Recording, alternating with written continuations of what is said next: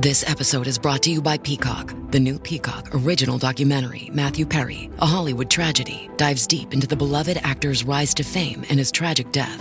5 people, including Perry's personal assistant, 2 medical doctors, and an alleged Hollywood drug dealer known as the Ketamine Queen, were charged with conspiracy to illegally provide Perry with the ketamine. Explore the details of the case in this heartbreaking special, streaming now only on Peacock.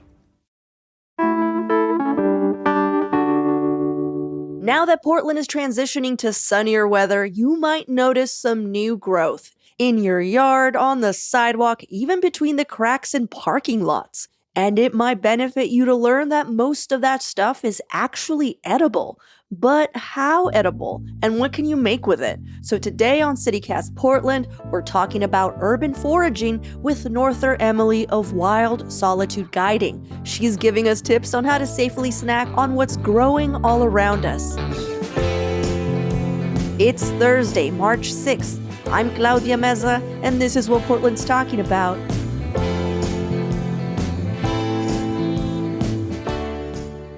So, Norther, you've said that every weed in Portland is edible, and I don't believe you. How is that true?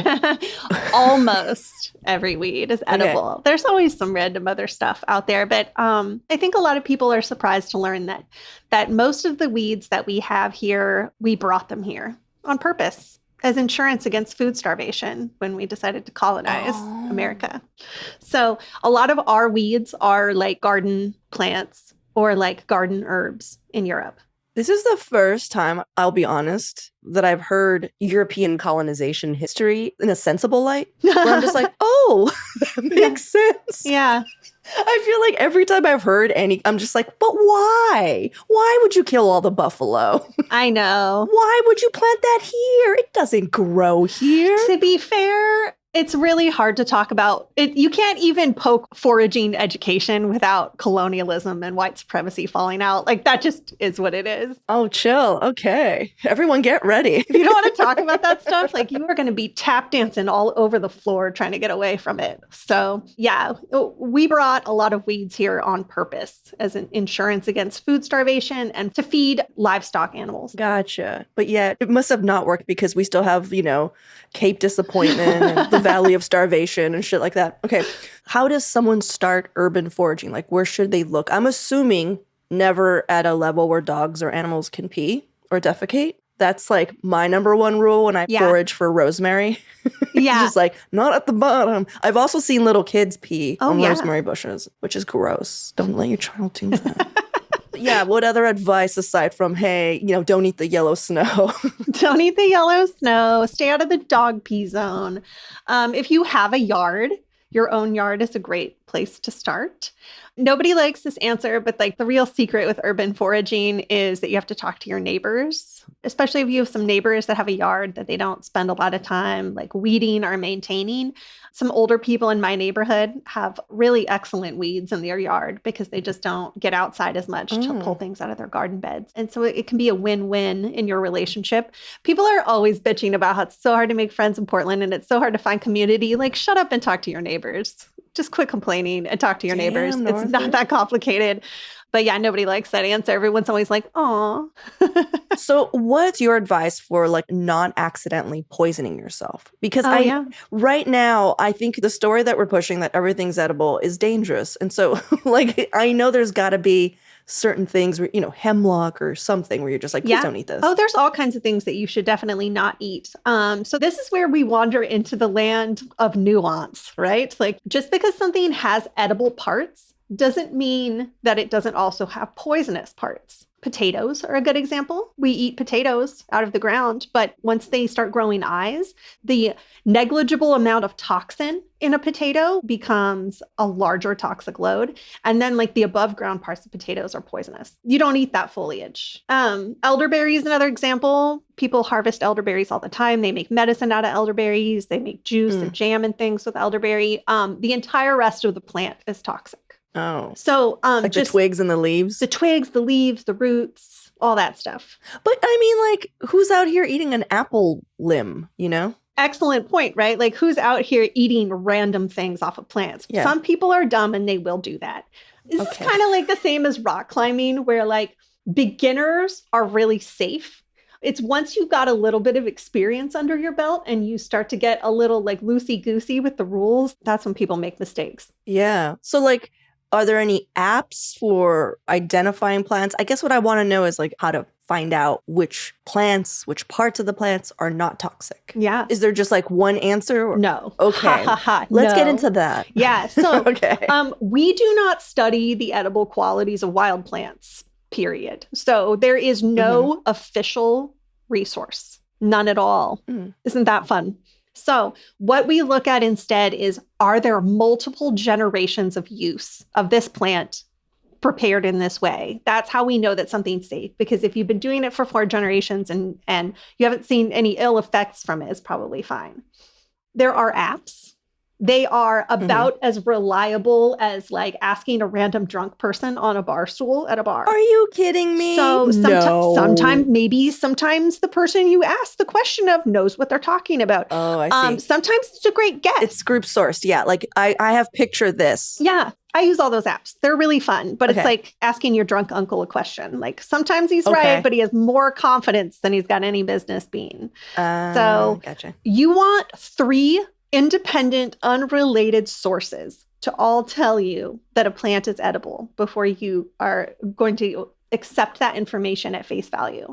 I think a lot of people have gotten confused about foraging by trying to learn from books, which is a really helpful resource when you're learning about plants, but I would not recommend doing that exclusively because it is very difficult to capture a plant in a 2-dimensional image in a way that like is effective for somebody who's never seen it before.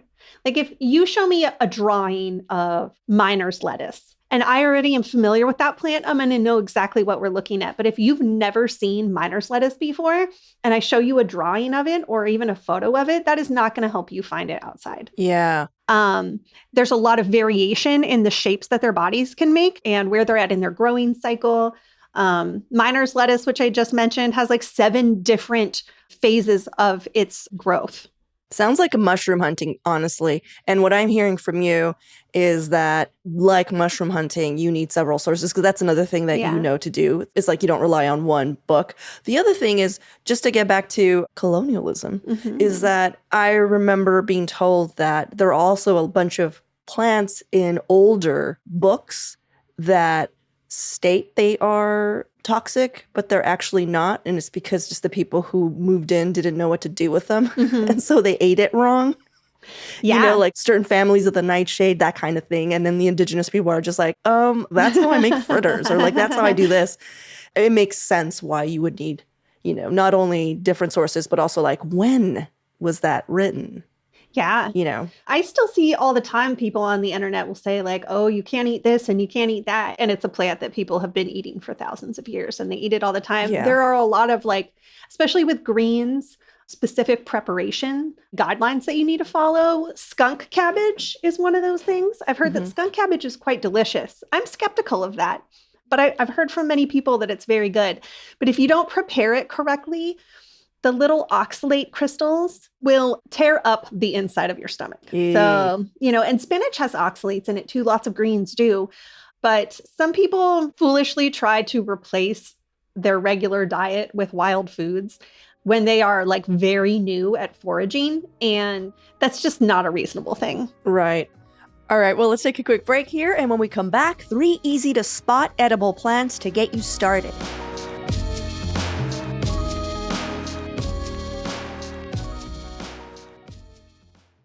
Chronic migraine, 15 or more headache days a month, each lasting 4 hours or more, can make me feel like a spectator in my own life. Botox, onabotulinum toxin A, prevents headaches in adults with chronic migraine. It's not for those with 14 or fewer headache days a month. It's the #1 prescribed branded chronic migraine preventive treatment.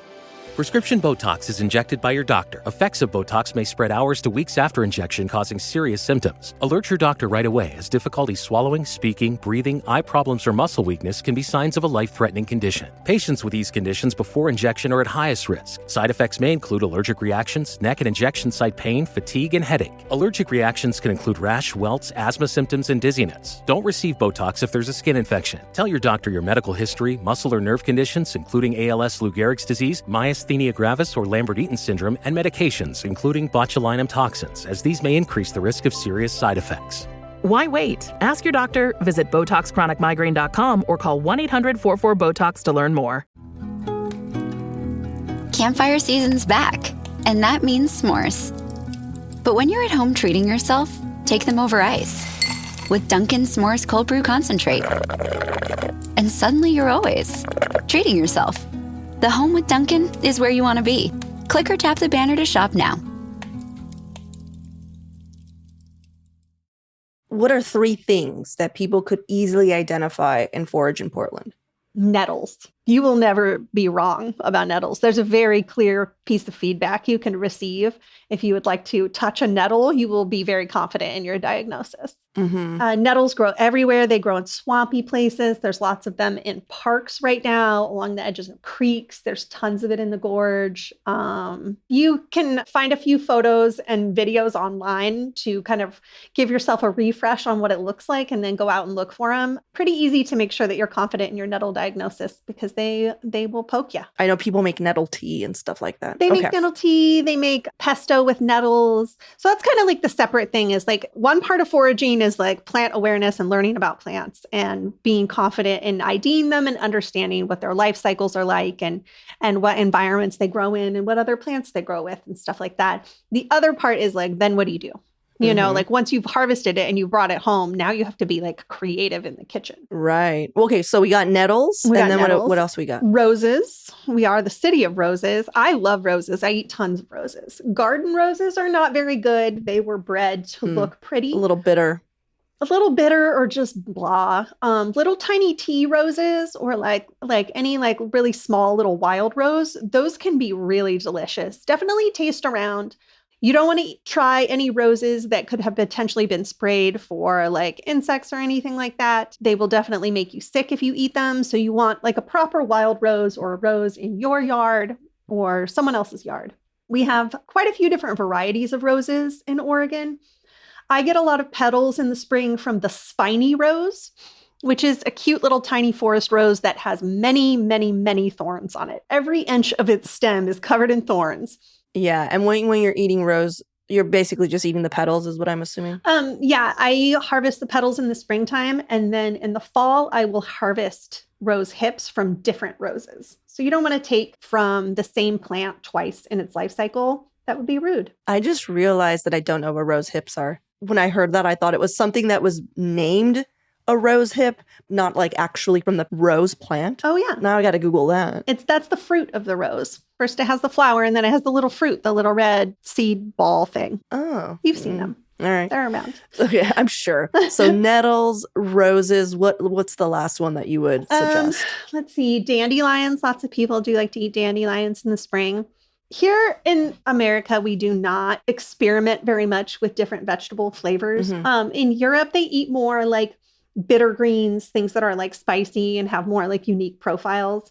We really don't do a lot of bitter stuff in general here, but bitter greens are really popular in Europe. And I think we all know what a dandelion looks like. You're supposed to get it when they're fresh, though, like when they're young, right? Now. Because the older they get, the more bitter they get. Yeah. There used to be a Greek restaurant on Burnside. It closed down. It was there for many, many years. And they would make for like certain people, if you knew about it, a whole like bake sheet full of dandelion greens, but good olive oil, good lemon, nice coarse salt. It was delicious. I think it's just super good. I really enjoyed it.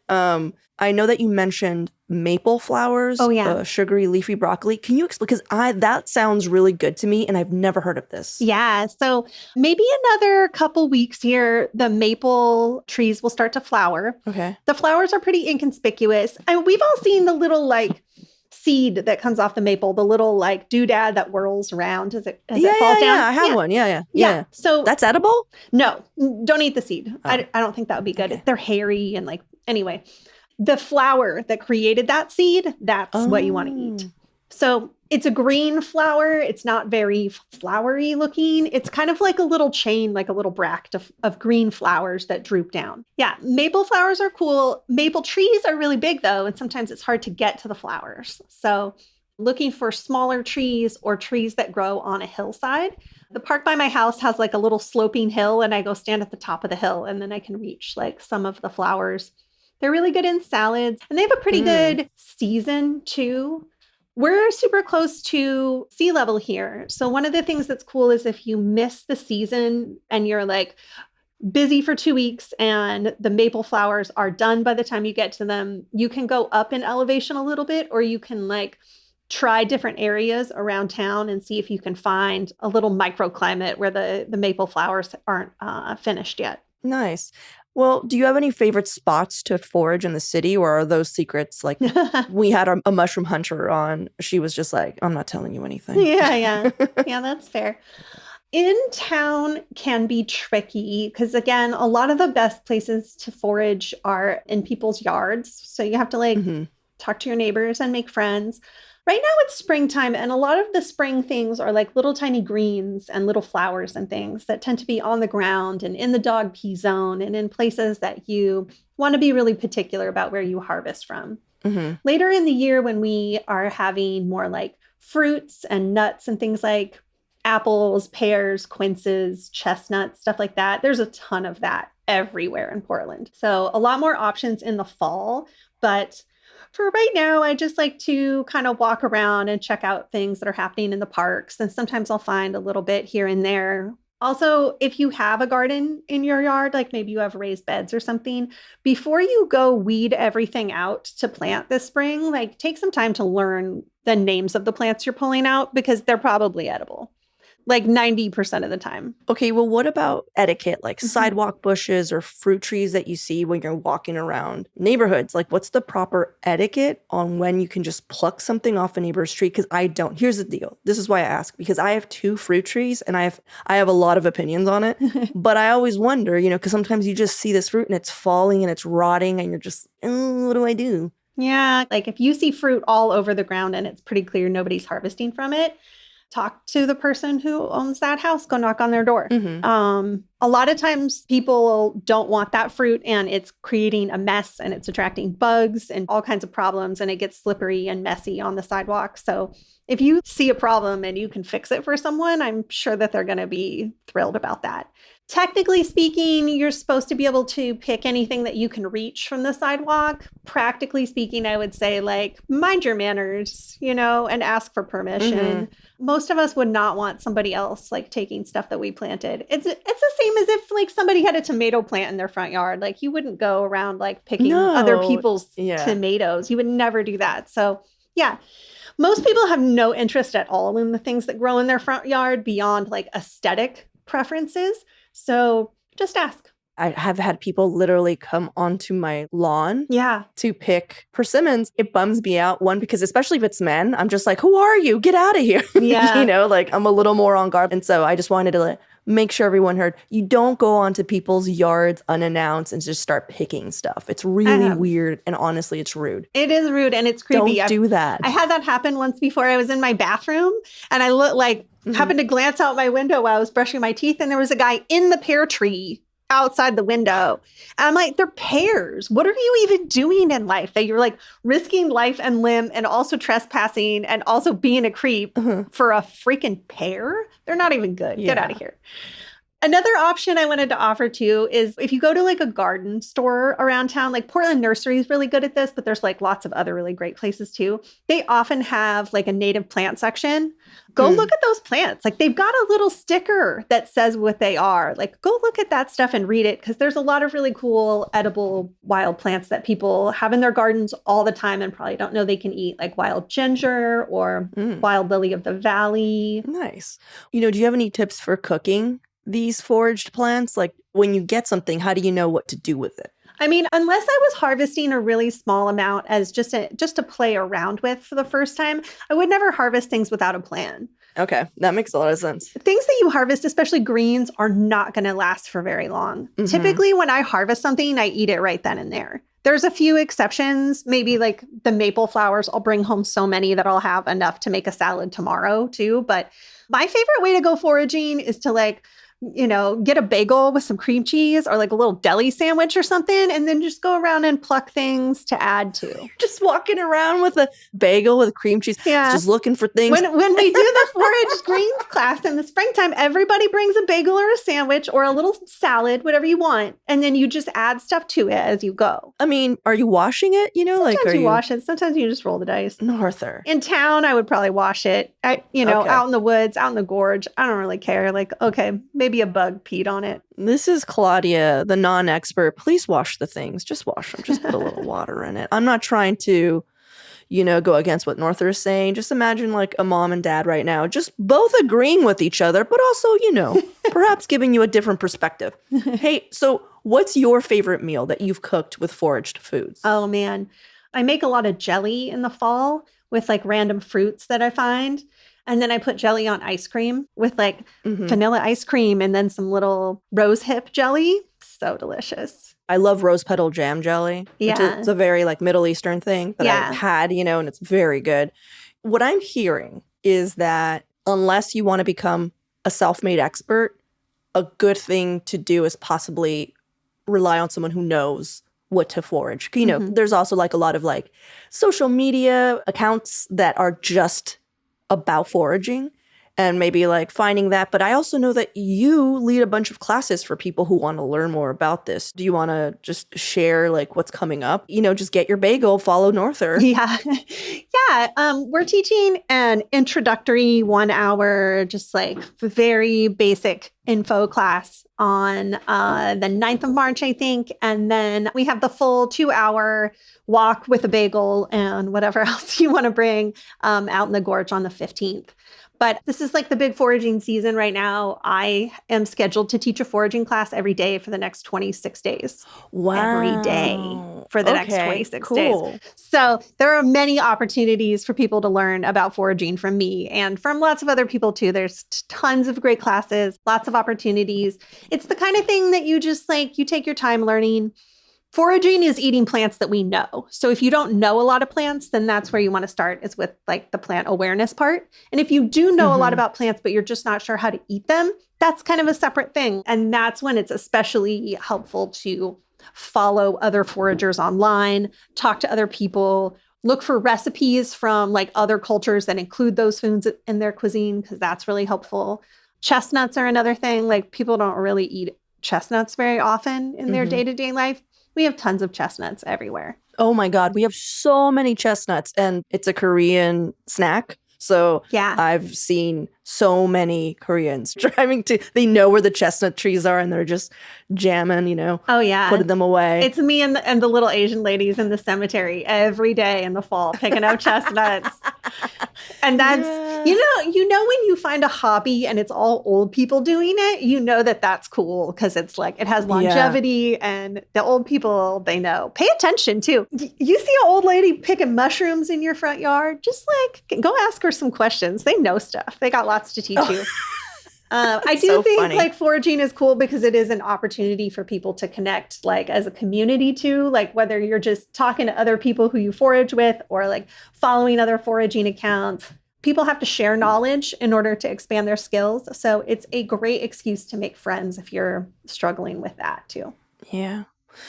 Well, Norther, thank you so much. We're going to definitely put links to your class in our show notes, but is there an email you want to shout out that they could just reach out to you if they want to get more info? Yeah, my email is wildsolitudeguide@gmail.com, and I have a website which is also Wild Solitude Guiding, and we are on Instagram and all the apps. And if you're bad at listening and remembering stuff like I am, go to our show notes. It'll all be there. Thanks again, Norther. Thanks.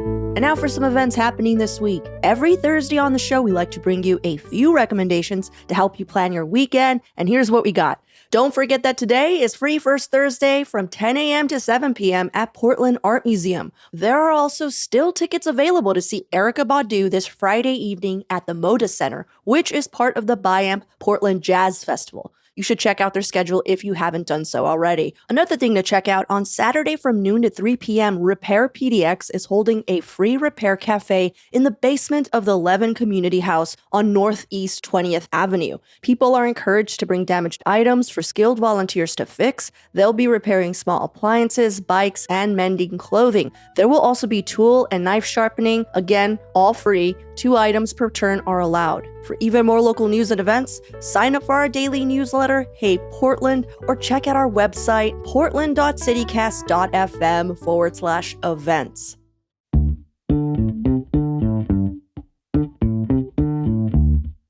Well, that's all for today here on CityCast Portland. Thanks so much for listening. We'll be back tomorrow morning with more from around the city. Until then, see you at Slim's.